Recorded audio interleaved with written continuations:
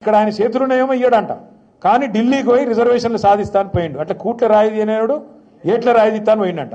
అయితే ఇళ్లతో అమ్మకు అన్నం పెట్టినాడు చిన్నమ్మకు బంగారు గాజులు చేస్తాడా అంటే ఇంత విచిత్రమైన మనిషి. ఇంకా గమ్మత్ ఏంటంటే ఆడపోయి మళ్ళీ కేసీఆర్ తిట్టుడు ఢిల్లీకి పోయి. రేవంత్ రెడ్డి గారికి ఒక సమస్య ఏదో ఉన్నది, ఖచ్చితంగా ఉన్నది ఆయనకు. కేసీఆర్ పేరు తీసుకోకుండా ఉపన్యాసం చెప్పాడు ఆయన. మీరు చూడుర్రి పాపం కేసీఆర్ గారు ఏమన్నాడు, ఆయన 20 నెలలు ఆయన పని ఆయన చేసుకుంటాడు. ఆరోగ్యం మీద కొద్దిగా డీలా పడేది, మంచిగా చేసుకునే ప్రయత్నంలో కేసీఆర్ గారు ఉన్నారు.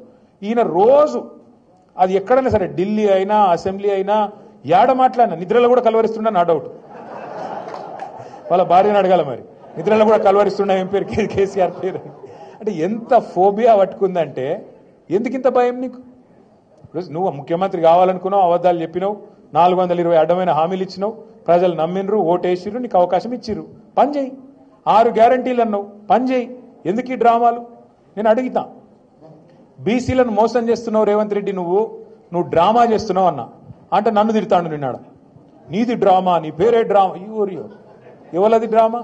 నేను అంటున్నా ఇవాళ రేవంత్ రెడ్డి గారు, రాహుల్ గాంధీతో నీ దోస్తీ ఒక పెద్ద డ్రామా, మోడీ గారితో నీ కుస్తీ ఇంకా పెద్ద డ్రామా, చంద్రబాబుతో నీ దోపిడి, చంద్రబాబు చేస్తున్న జలదోపిడి విషయంలో నువ్వు ఫైటింగ్ చేస్తున్నట్టు చేసుడు అది పెద్ద డ్రామా, నీ మేనిఫెస్టో ఒక పెద్ద డ్రామా, నీ డిక్లరేషన్ దానికంటే పెద్ద డ్రామా, అన్నిటికీ మించి అసలు నువ్వు కాంగ్రెస్ పార్టీలో ఉంటావని నమ్మించుడే దానికంటే పెద్ద డ్రామా.